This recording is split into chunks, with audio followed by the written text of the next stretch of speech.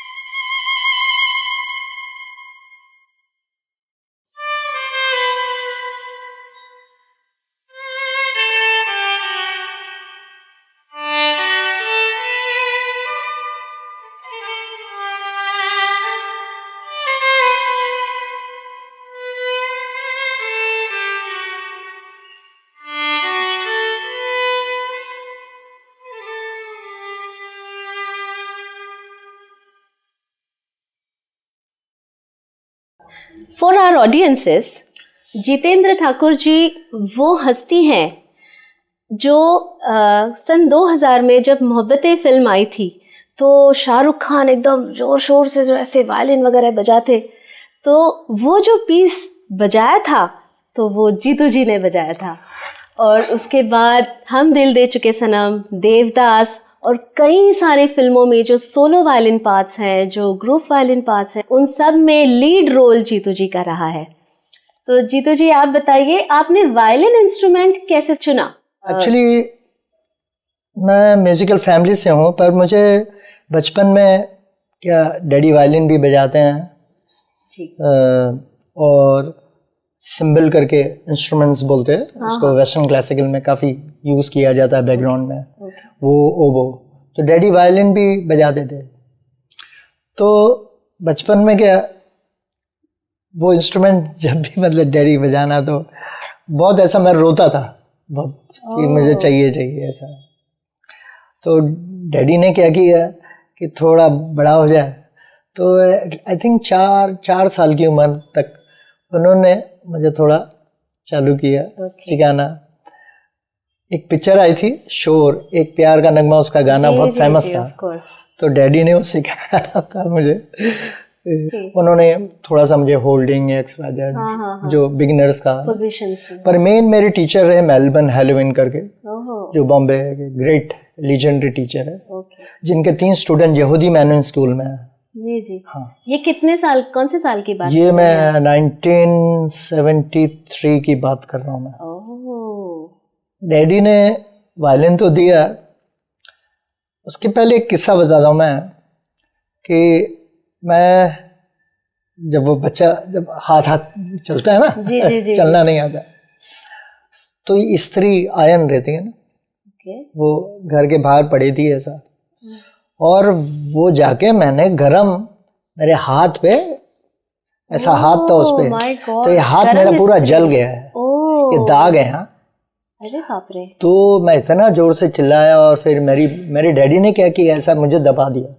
कितने तो साल के थे आप? मैं शायद बहुत ही 1 साल और तो काफी छोटे थे, तो पूरा हाँ, तो डॉक्टर ने बोला अब तो ये होगा ही नहीं ठीक ऐसा।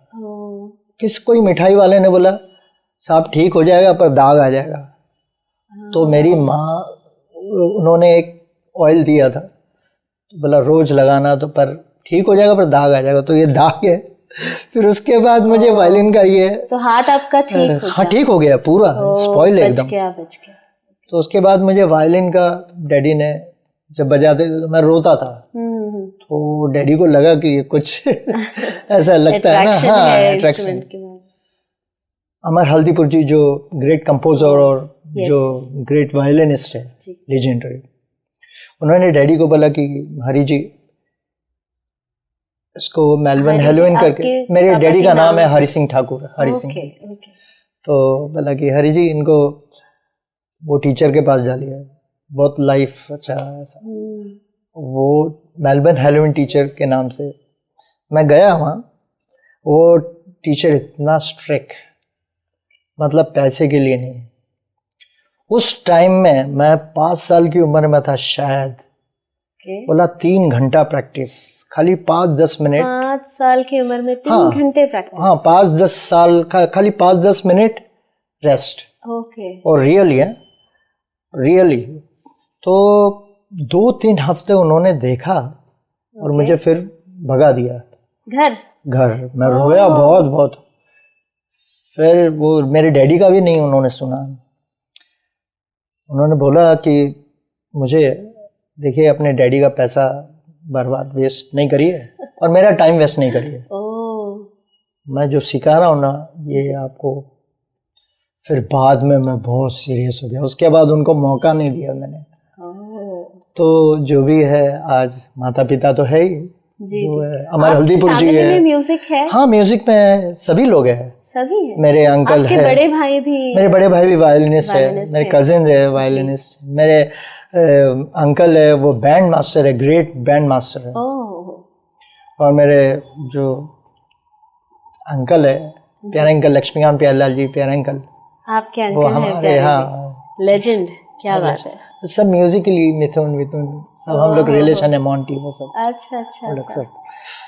पर क्या हम इतना इसलिए नहीं बोलते, पहले काम बताना पड़ता है। आपका काम ही तो बोलता है कि भगवान अच्छे से। और ये इंस्ट्रूमेंट इतना डिफिकल्ट है जिसको वायलिन बोलते हैं, फ्रेटलेस है। फ्रेटलेस मतलब इसमें कोई भी सॉरी ये नहीं है लाइक कीबोर्ड में आँख बंद करके भी आप, या गिटार, इसमें कुछ भी नहीं है। इतना डेंजरस डिफिकल्ट इंस्ट्रूमेंट्स है। तो आपको रीड करना पड़ता है और फिर फीलिंग्स डालनी पड़ती है, 100% देना पड़ता है। आप बजाएंगे उसी टाइम में 100% वो शो करेगा, 99.5 भी नहीं चलता है। तो बहुत डिफिकल्टी रीडिंग, वो सब बहुत डिफिकल्ट इंस्ट्रूमेंट है। तो हर इंस्ट्रूमेंट्स का अपना माइनस प्लस है। लेकिन आपको वायलिन बजाना पसंद था, लेकिन ये प्रोफेशनली आप एक वायलिनिस्ट के तौर पर इंडस्ट्री में काम कर सकते हैं, ये आपने कभी सोचा? नहीं, मैंने बचपन में ही सोच लिया था मुझे वायलिनिस्ट ही बनना है। मुझे पढ़ना वढ़ना नहीं है, कुछ ज्यादा नहीं।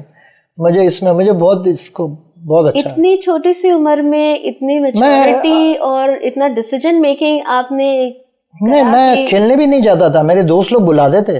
ओह, आप मेरे घर वालों से पूछेंगे ना, मेरे खेलने की उम्र ना मैं 10 घंटा प्रैक्टिस करने लगा, फिर आस्ते आस्ते करके मुझे कुछ अच्छा जो भी एक रहता है ना कि अंदर से अच्छा और गुरु अच्छे मिले ना तो वो, और तो जो चीज़ हमने सीखी थी, मुझे स्कॉलरशिप आई थी यूएस की, अमेरिका की। अच्छा।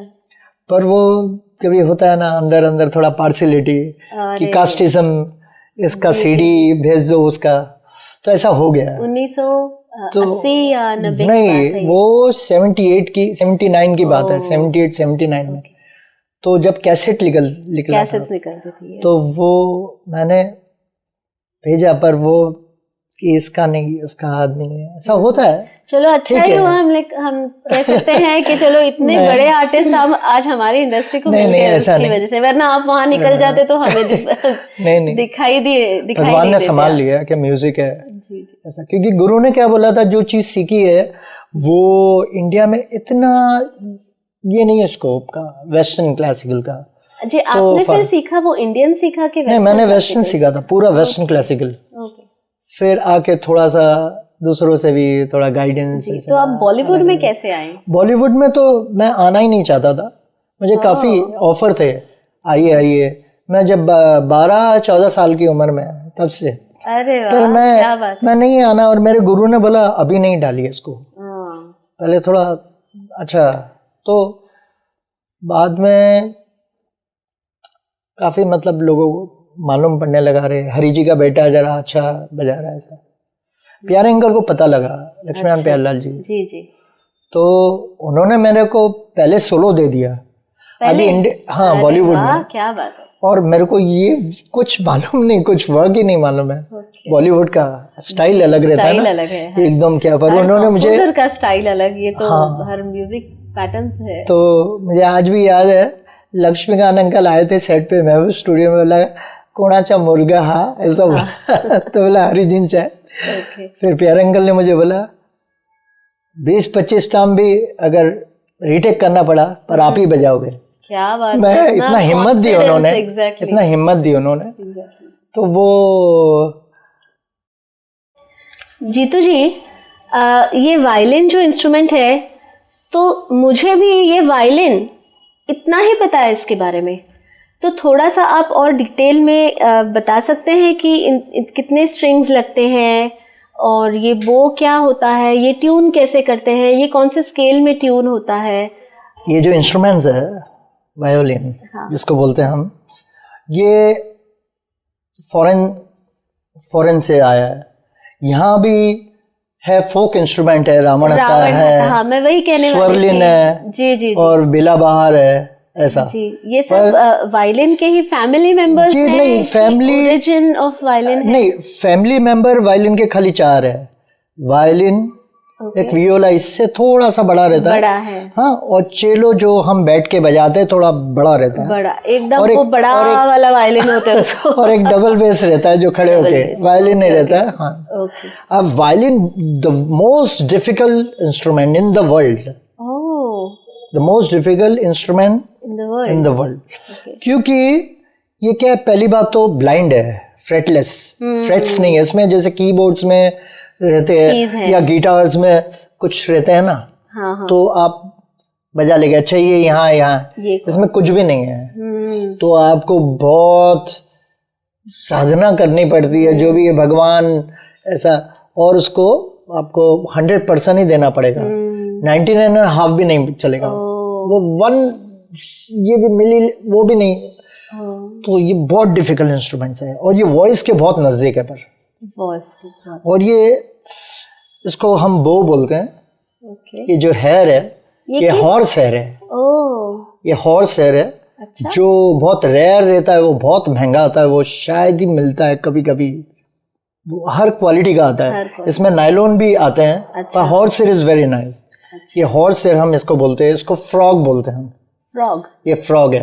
अच्छा? FROG, frog. हाँ। इससे हम ये नट है फ्रॉग का, इसको ये नट से हम ना नट से हम इसको टाइट ऐसा करते हैं और ढीला भी करते हैं। अच्छा, ऐसा। तो उससे और क्या फर्क पड़ता है? टाइट करने से क्या होता है? टाइट करने से थोड़ा क्या है, हम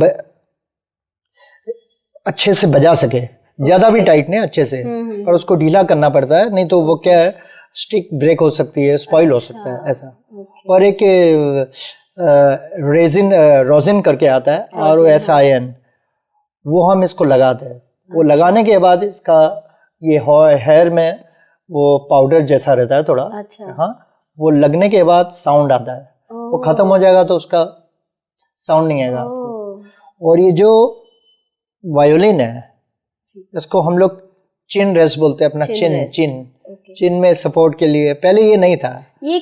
अच्छा, आप बजाते हैं ना, तो ये ऐसा हॉरिजॉन्टल बजाते हैं, लेकिन कोई ऐसे नीचे रख के भी ऐसे बजाते वो इंडियन वाले, जो इंडियन बजाते हैं ना, इंडियन वाले ऐसे भी बजाते हैं। अच्छा। पर काफी लोग ऐसा बजाते हैं। अच्छा। और उनका ट्यूनिंग भी अलग रहता है। अच्छा, तो ये आपका, आप वेस्टर्न बेसिकली बजाते हो, तो आपका ये ट्यूनिंग कैसा रहता है? हमारा GDAE ये ट्यूनिंग रहती है। कोई भी स्केल में होगा वो? कोई भी स्केल, जो भी है, E flat minor, A flat minor, कोई भी रेफरेंस से जो GDAE होता है। करेक्ट, जो भी स्केल, हाँ वही। तो ये इंडियन में कैसा पसा होता है कि? कुछ लोग बजाते हैं, कुछ लोग नेचुरल में, पर कुछ लोग पसा करके भी बजाते हैं।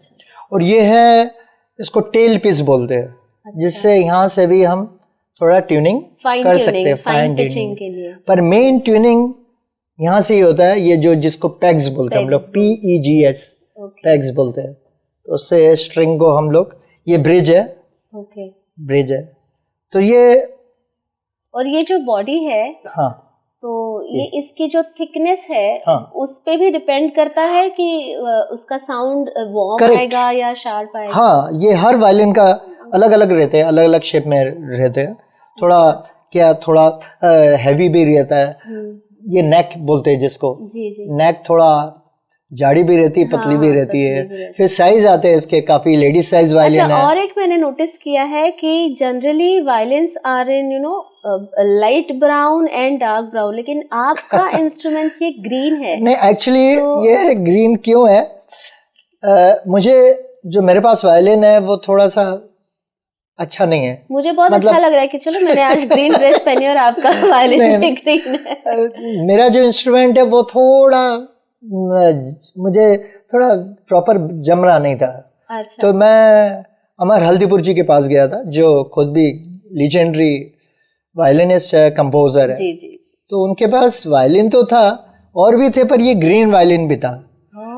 तो ऐसा नहीं ये कलर है, तो मैंने सब वायलिन देखा, ये भी देखा, तो ये जरा अच्छा लगा। अच्छा। तो इसने भी बोला यार मुझे ले जा, वायलिन भी बोल रहा था और मुझे भी अच्छा लगा। तो एक इंस्ट्रूमेंट रहता है ना, वो भी एक होता है, अट्रैक्टनेस रहता है ना। आप जाएंगे ज्वेलर की शॉप में, बहुत सारे, पर आप बोलेगे नहीं वो कुछ बातें कर रहा है आपसे, ये मुझे पसंद आया, ये बहुत अलग है। मैं कह रही थी कि एक इंस्ट्रूमेंटलिस्ट को अपना इंस्ट्रूमेंट का अलग एग्जिस्टेंस है, तो आप और ये दोनों, यू आर ए पेयर।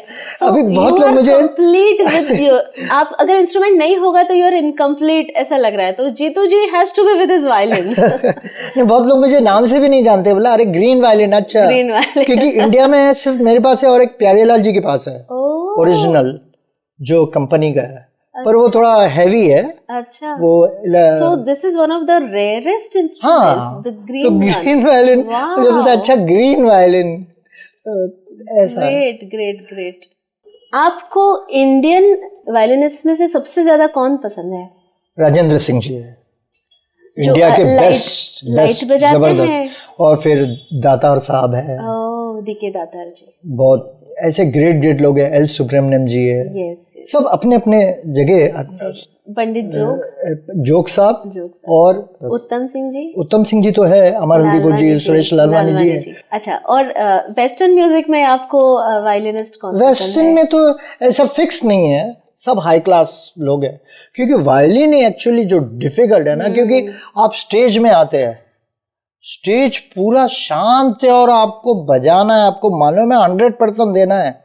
कितना डिफिकल्ट है वो, एक वायलिनिस्ट ही समझ सकता है बेचारा, क्या इसकी खाली वो 2 बार भी बजा ले ना जी। और कभी कभी तो जो साउंड के साथ हम करते हैं शोज, उसमें कभी कभी साउंड आपको मिल रहा है नहीं मिल रहा है, तो सॉफ्ट इंस्ट्रूमेंट फ्लूट बोलो, ये सारंगी बेचारा इतना डिफिकल्ट, उसको पिचिंग नहीं मिल रहा है ना परफेक्ट, तो वो इतना मेहनत करके उसको नहीं मिलाना तो रॉन्ग हो जाता है। Exactly. तो बहुत अंदर से ना दुखी क्या हो जाता है कि साउंड चेकिंग में अच्छा दिया था और मेन में खराब कर दिया।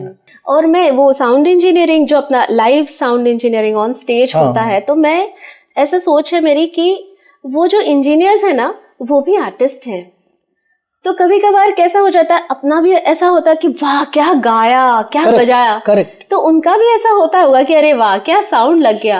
लेकिन तो, आप हम लोग बात कर रहे थे तभी आपने एक रॉयल अल्बर्ट हॉल का एक किस्सा बताया था, आप थोड़ा सा बताइए। वो क्या था कि मिस्टर अश्विन जी है फ्लूटिस्ट, ग्रेट इंडिया के, उनके साथ हम लंदन में काफ़ी ग्रैमी वर्ल्ड के म्यूजिशियंस के साथ परफॉर्म करने जा रहे थे। यहाँ से कुछ 16 लोग थे जिसको मैं लीड कर रहा था इंडिया से, और वहाँ के भी लीडर लोग थे, उनके साथ बजाना है, सब कंडक्टर वो सब ऐसा। मुझे सोलो बजाना था वहाँ, उन्होंने कंपोज किया था फॉरेन वालों ने, नया वेस्टर्न ओनली म्यूजिक वेस्टर्न। हाँ, रॉयल अल्बर्ट हॉल लंदन में है, लोग बहुत ये करते कि हमें रॉयल अल्बर्ट हॉल में, अब मुझे वहाँ सोलो बजाना है और 3 रिहर्सल है और तीनों रिहर्सल में मैं अटक रहा हूँ और सब म्यूजिशियन देख रहे हैं, 80 म्यूजिशियन ऐसा देख रहे हैं, और आप लीड कर रहे थे। मैं लीड कर रहे हैं और मुझे सोलो बजाना है, और जब भी सोलो आता था रिहर्सल में मैं फंस जाता था एकदम। अरे मतलब 80 लोगों की नजर ना, अच्छा ये क्या है, ऐसा होता है ना, और अंदर से हमें कि ये क्या, मैंने तो प्रैक्टिस किया था, क्यों नहीं आ रहा है। वही बात हो गई ना कि आप स्टेज पे कि अचानक इतनी मेहनत कर दी, अचानक क्या है ऐसे, क्या हो रहा है। तो मुझे इतना खराब लग रहा था कि अंदर से मैं, 1 हफ्ता था एक ही शो, लोग घूमने जा रहे, अरे चलो जीतू, मैं कैसे, जब बजना नहीं है और कैसे काम बरोबर नहीं हुआ है तो अच्छा नहीं लगता है, बेईमानी, और अंदर से नींद भी नहीं आएगी, मतलब पैसा भी नहीं चाहिए बहुत, आप समझ रहे हैं, एक आर्टिस्ट के लिए अपना काम सबसे ज्यादा इम्पोर्टेंट है। तो जब शो आया, शो में भी सब देख रहे हैं ऐसा। शो के दौरान क्या हुआ ना गौरी जी, मैं बहुत लगा हुआ था, क्या होता है, क्यों ये हम लोग जैसे कुछ बीमारी हो जाती है ना, क्यों ठीक नहीं, हम जाते ये डॉक्टर ठीक होना चाहिए, ऐसा नहीं, इम्पॉसिबल नहीं है। तो जो आप मतलब कर रहे हैं, ध्यान दे रहे हैं, नहीं ध्यान दे रहे तो वो तो ठीक है, तो मैं भी ध्यान दे रहा हूँ कि प्रैक्टिस कर रहा हूँ, पर वो आ रहा नहीं है जब मेन होता है, तो वो ऐसा डेंजरस था। कभी मैं इसको भी देखता था, यार नाराज हो क्या मेरे इंस्ट्रूमेंट ऐसा होता था। तो स्टेज पे जाना है और हम लोग ड्रेस अप करके रेडी, किसी म्यूजिशियन ने ना मजाक में कुछ बोल दिया, आपको कुछ बोल दिया, मजाक चल रहा था और वो मैंने सुन लिया, मुझे नहीं बोला, वो मैंने सुन लिया और वो पकड़ लिया मैंने। अरे बाप रे। अब शो चालू हुआ, रॉयल अल्बर्ट हॉल आप भी गए होगे, वो बीच में है और चारों तरफ बोलो ऑडियंस बैठी है, यस, कोई भी स्टेज हो। अब मेरा टाइम आया सोलो का, सब हो रहा है 100 बार, फिर कुछ गैप था, कुछ 12 या 16 बार ऐसा कुछ था। अच्छा। और उसमें मुझे खड़ा होना है सबके बीच में और बजाना है। मालिक की दुआ से क्या हुआ था पता नहीं कि वो मैं खड़ा हुआ सोलो के लिए और 1 टेक होके ऊपर वाला, और फिर मेरे को स्टैंडिंग ओवेशन मिला। मैंने भगवान को इतना थैंक यू। और वो क्यों हुआ स्टैंडिंग ओवेशन, मुझे वो क्यों हुआ, किसी ने मजाक में कुछ बोल दिया, हर्ट क्या, नहीं मुझे नहीं, वो चीज मैंने पकड़ ली, अरे यार ये है क्या, इट्स अ डू और डाई सिचुएशन। हाँ, डू और डाई, मैं बस क्या कर, तो भगवान ने बचा लिया, तो जो भी है। तो मेरे ख्याल से एक मुझे इंस्टेंस याद आ रहा है, एक करीबन 16-17 साल पहले जब हम पहली बार मिले थे, तो आप स्टूडियो में जब आए थे और मेरा डबिंग जस्ट फिनिश हो रहा था और करीबन 2 बजे के दोपहर का आपका वक्त था आने के लिए, और हमेशा की तरह आप पहले ही आ जाते हैं। तो आप आए स्टूडियो में and you were in the recording room और मैं लाइव रूम में थी। तो जो म्यूजिक डायरेक्टर थे बोले गौरी आपका हो गया कि तो चलो चलो चलते हैं। मैंने कहा हाँ हो गया मेरा, तो मुझे गाना सुनना है लेकिन मैंने क्या गाया है। नहीं नहीं हम ऐसे करते कि अभी वो जीतू जी आए हैं, बाहर आए हैं, बहुत बड़े आर्टिस्ट हैं, उनको हम लोग वेटिंग नहीं करा सकते कि तुम बाद में सुन लेना गाना। तो मैं तो बहुत एकदम शुरुआत की थी, अभी गाना माइक पे खड़ा रहने को मिल गया तो चलो आज चांदी हो गई अपनी, ऐसी ऐसा था। नहीं करेक्ट है, आदमी नया ना।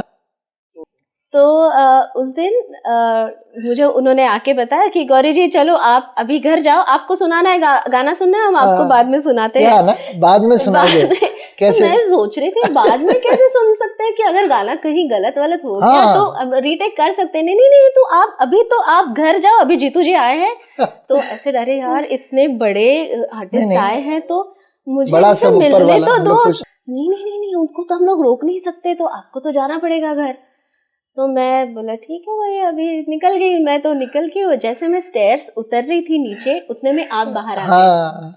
एंड देन यू सेड कि ये कि कौन लड़की है, ये किसने गाया है, मुझे उनसे मिलना है। तो वो म्यूजिक डायरेक्टर थे, ये क्या निकल रही है अभी। तो मैं रुक गई, मेरा नाम सुन के मैं रुक गई क्या। तो आप बोले मुझे कि अरे आप इतना मीठा गा रहे थे, आपकी आवाज इतनी अच्छी थी, तो मुझे आपसे मिलना था।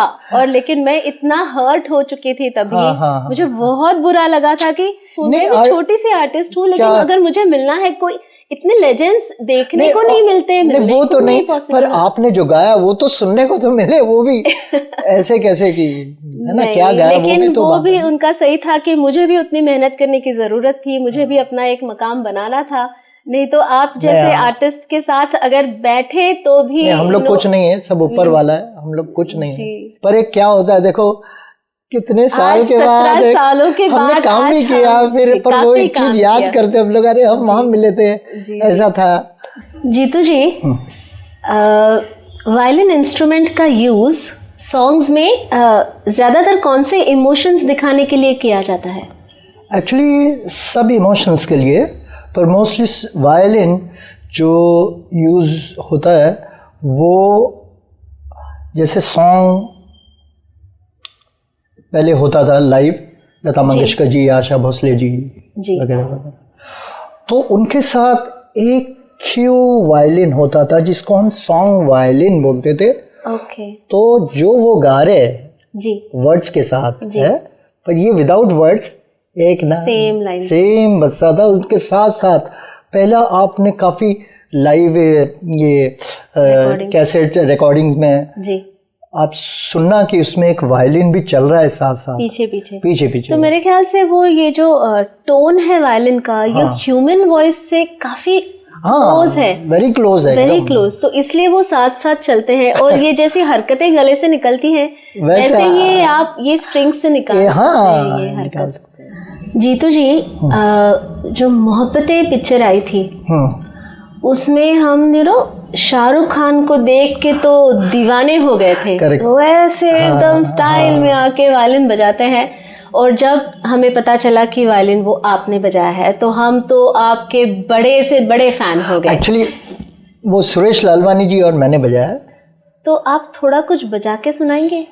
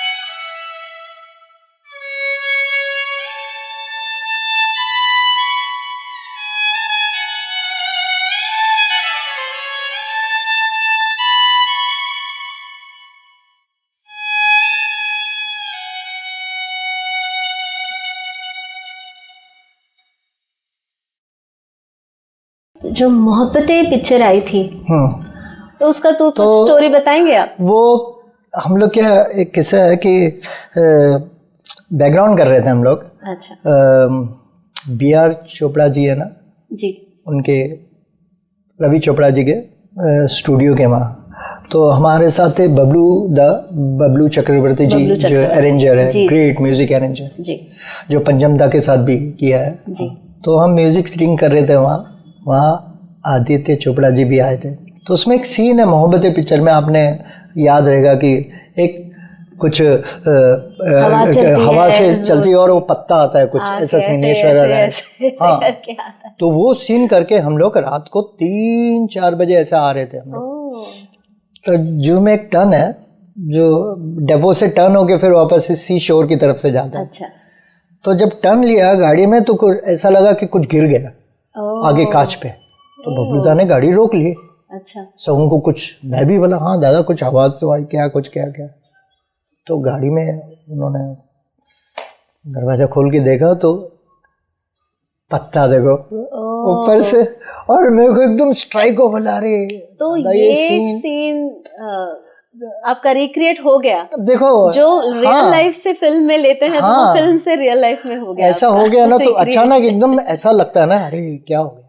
और आपने हम दिल दे चुके सनम में भी बजाया है, इस्माइल दरबार जी के साथ देवदास में भी बजाया है, खामोशी जो पिक्चर थी उसमें भी बजाया उसमें है। मैं म्यूजिक सेशन में मैंने बजाया था खामोशी में। खामोशी। और हम दिल दे चुके सनम में उसमें वायलिन सोलो बजाया था मैंने। क्या बात है। गाना है ना हम दिल दे चुके सनम, वो गाना, और चांद छुपा बादल, वो तो उसको तो फिल्म फेयर अवार्ड मिला था, चांद छुपा बादल में। उसमें काफी लोग का अरेंजमेंट है वो पिक्चर में, पर उसके गाने, सभी गाने ऐसे हुए थे ना, कमाल एकदम। तो जब आपकी रिकॉर्डिंग चलती थी तो संजय लीला भंसाली जी आपकी रिकॉर्डिंग्स में होते थे? हाँ, डायरेक्टर है वो, तो हो गया ना कैसा हो रहा है, क्या कुछ है।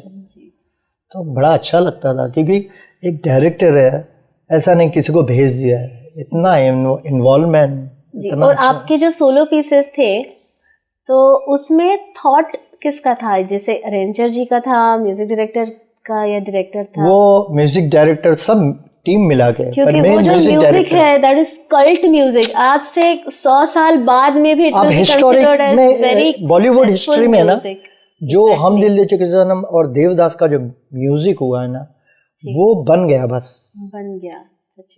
हम दिल दे चुके सनम, वो फिल्म का कुछ सुनाइए। आप गाएंगे तो अच्छा है, थोड़ा कुछ करते हैं, थोड़ा हल्का सा, चलो थोड़ा सा कुछ गाते हैं। ओके, जरूर जरूर।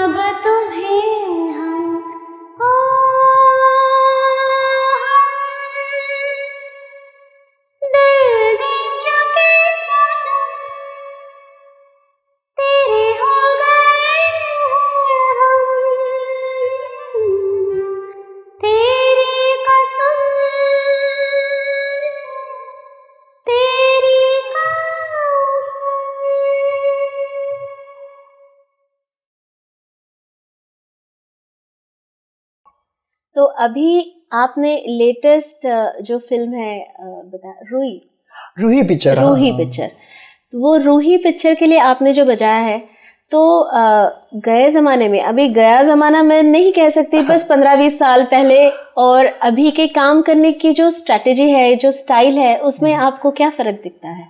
नहीं, पहले क्या लाइव होता था सभी के साथ, बहुत डिफिकल्ट काम था, भले 15-20 रिहर्सल जी, पर एक 15-20 आजकल के जनरेशन के लिए काफ़ी होते हैं, लेकिन ऐसा अभी हमको लगता है कि बस 15 रिहर्सल्स, ये तो कुछ भी नहीं है। What is 15 rehearsals? नहीं, 15 रिहर्सल, रियली 15 रिहर्सल, 15 मतलब होती थी कम, ऐसा नहीं, पर क्या सब खाना पकाने के, अच्छा खाना पकाने के लिए टाइम चाहिए। ऐसा थोड़ी 4 घंटे में समझो कुछ अच्छा बन रहा है, आधा घंटे में कैसे बनेगा?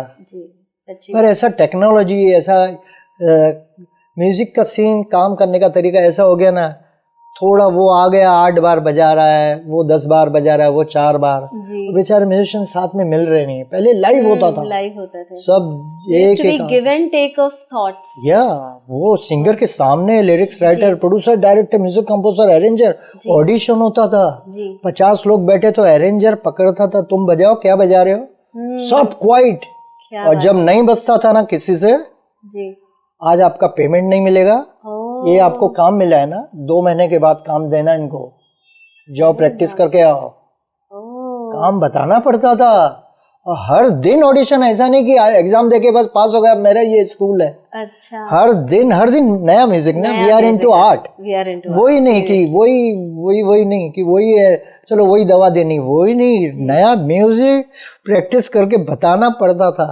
और लाइफ में इतने म्यूजिशियंस के साथ अगर आपका गलत बज गया, अरे, और फिर से रीटेक करना पड़ेगा ऐसा।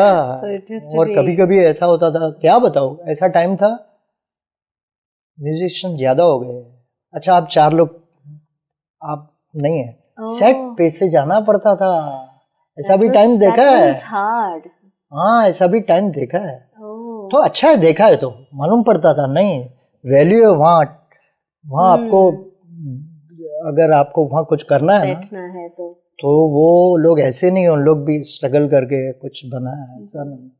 और जो खड़ा होता था ऐसे म्यूजिक अरेंजर, वो वाकई वो जानता था, ऐसे नहीं कि आजकल जो है अरेंजर बोलते हैं या XYZ, अरेंजर मतलब म्यूजिक अरेंजर, उनको मालूम है म्यूजिक डायरेक्टर को क्या चाहिए, सिंगर के साथ बैठना क्या नहीं, ऐसा होगा, वो एक बता देते तो ये 10 चीज बता देते थे, ऐसे से लोग, दिग्गज लोग।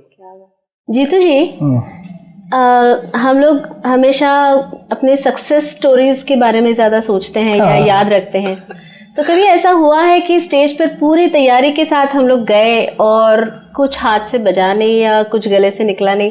गले से निकला नहीं, मेरा तो ऐसा हुआ है। अरे वो पता है ना मुझे, वो थाना में, वो मेरा जो हुआ था, जो वही तो, जो शायद फर्स्ट सॉन्ग में ही एंट्री में कुछ हुआ था, एंट्री सॉन्ग में मेरे ख्याल से वो एक ओपन फेस्टिवल था और काफी 10,000 से ज्यादा लोग वहां पे थे ऑडियंस में, और मैं खड़ी हो गई, साउंड चेक तो ठीक था, गला ठीक था और आप भी थे बजाने के लिए, तो मैं बहुत खुश थी कि चलो आज कुछ अच्छा करेंगे काम। और जैसे पहला गाना मैंने गाया तो गले से आवाज ही नहीं निकल रही क्या थी ना? और जब मैं वापस आई तो आप ऐसे देख रहे थे मेरी तरफ, क्या हुआ? हाँ, ये क्या एकदम अचानक कि मुझे समझ ही नहीं आया। एग्जैक्टली। और फिर आपने मुझे बताया कि कुछ, कि मेरा गला तो पकड़ गया है, तो मैं तो गा ही नहीं सकती आज। क्या ना? कौन सा गाना था, आपको याद है? वो जा रे उड़ जा रे पंछी। ओके, आज गाएंगे थोड़ा? अरे बहुत अच्छा है, आप बजाएंगे? जरूर जरूर।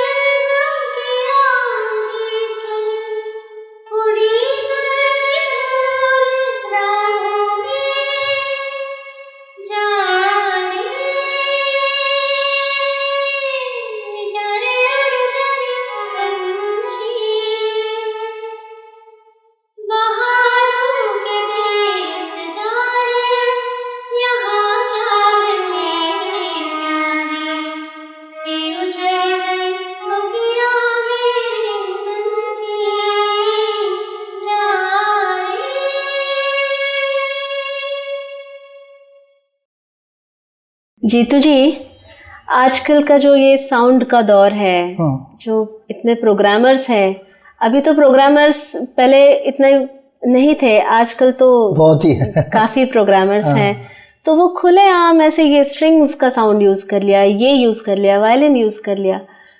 तो ऐसे जमाने में एक एकॉस्टिक म्यूजिशियन होके हाउ डू यू फील?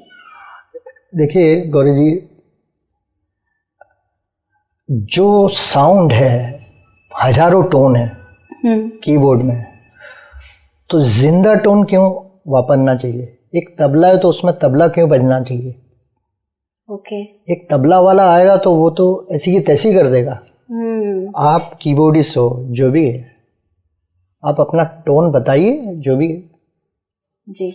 या फ्लूट वाला आएगा, उसमें फ्लूट क्यों, या सैक्सोफोन या वायलिन क्यों, काफी कुछ कर सकते हैं, पर उसमें क्यों बता रहे कि इसमें ये भी हो जाएगा, ये भी नहीं होगा।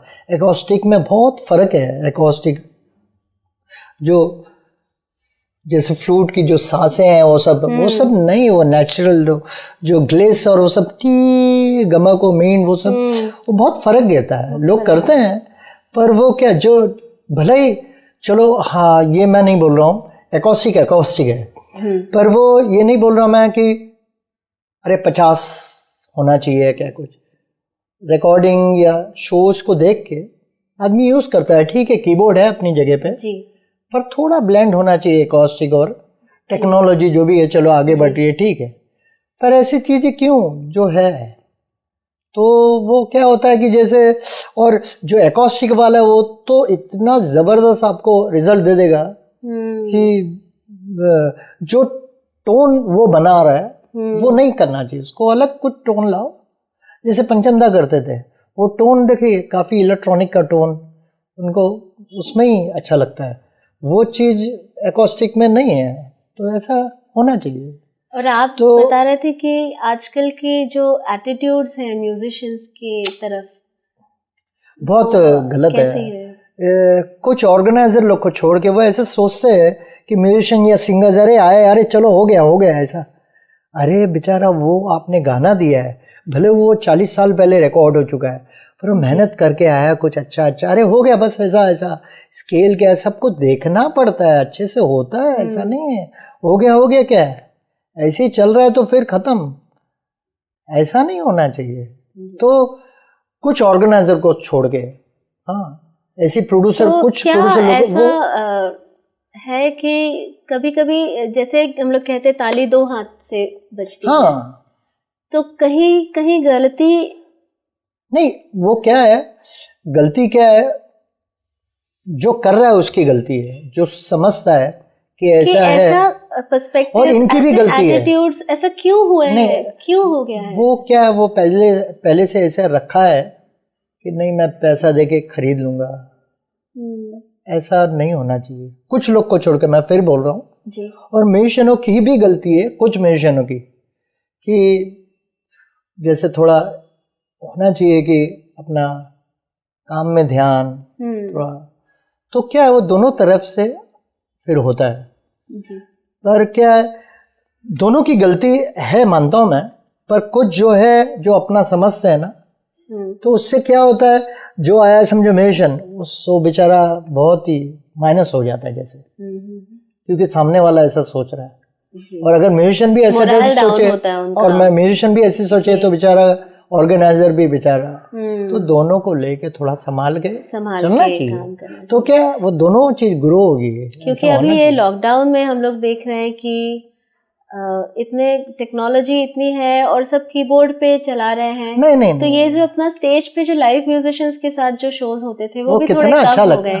लेकिन आई होप कि अभी ये लॉकडाउन के बाद जब ऑडिटोरियम्स ओपन हो जाएंगी तो we will be again on stage, जो है जो अपनी जगह है वहां पे हम जाके फिर से परफॉर्म कर एक फैमिली है ना, म्यूजिशियन वो सब है। अभी थाली में ही आप खाली दाल रोटी आ जाए, अच्छा लगता है ये भी जी, पर चटनी भी आ रही है, सब्जी भी आ रही है, पापड़ भी आ रहा है, तो मजा देखने को मजा आता है, खाने को तो बात अलग है जी, और उसका नींद भी अच्छी आएगी। यही बोल रहा हूं। मुझे एक याद आया, एक किस्सा, हमने प्यारे अंकल का एक शो किया था, कितने म्यूजिशियन थे, 75 म्यूजिशियन थे स्टेज पर, और प्यारे अंकल खुद कंडक्ट कर रहे थे। ये मेरे ख्याल से महाले जी का किया था हमने। महाले जी का शो था, 2016 का शो था मेरे ख्याल से। और तभी हमने एक गाना गाया था, एक प्यार का नगमा। कितना डिफिकल्ट था बिगनिंग की लाइन। वो जो पहला जो एडलिब है वो इतना डिफिकल्ट है, और आप वो ऐसे पीछे मेरे साइड में खड़े थे और मैं फ्रंट में खड़ी थी, और अपना दोनों का ट्यूनिंग होना बहुत जरूरी है। ये जो ट्यूनिंग की बात है ना, ये प्रोग्रामिंग में नहीं मिल सकती, नहीं होती है। तो मशीन अलग चल रहा है और आर्टिस्ट अलग चल रहा है, ऐसा नहीं। ये आर्टिस्ट एक दूसरे को समझ के देख के जो गाना बनाए तो वो ऑडियंस को पहुंचता है मेरे ख्याल से। वो कितना डिफिकल्ट है वो। हमने किया तो बिगनिंग, प्यारे अंकल बाजू में खड़े, कितना ये हो रहा है, और सब म्यूजिशियन को भी कंडक्ट करना और साथ में सोलो भी बजाना है आपको कि क्या करें। आप कंडक्ट भी, आपने पूरा शो कंडक्ट किया था। Yes, I remember. तो मेरे ख्याल से आज के एपिसोड का हम अभी फिनाले है, तो वो ही गाने से हम करेंगे। जरूर जरूर।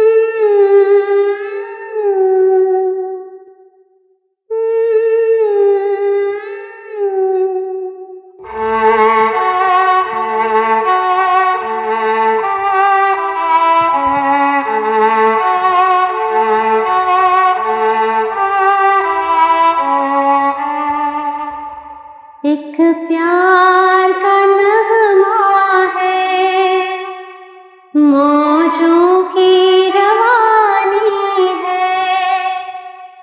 एक प्यार का नगमा है, मौजों की रवानी है। जिंदगी और कुछ भी नहीं, तेरी मेरी कहानी है।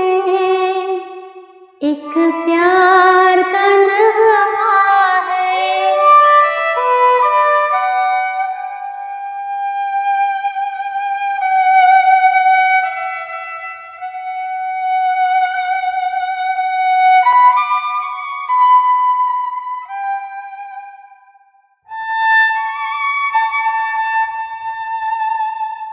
ला ला ला ला ला ला,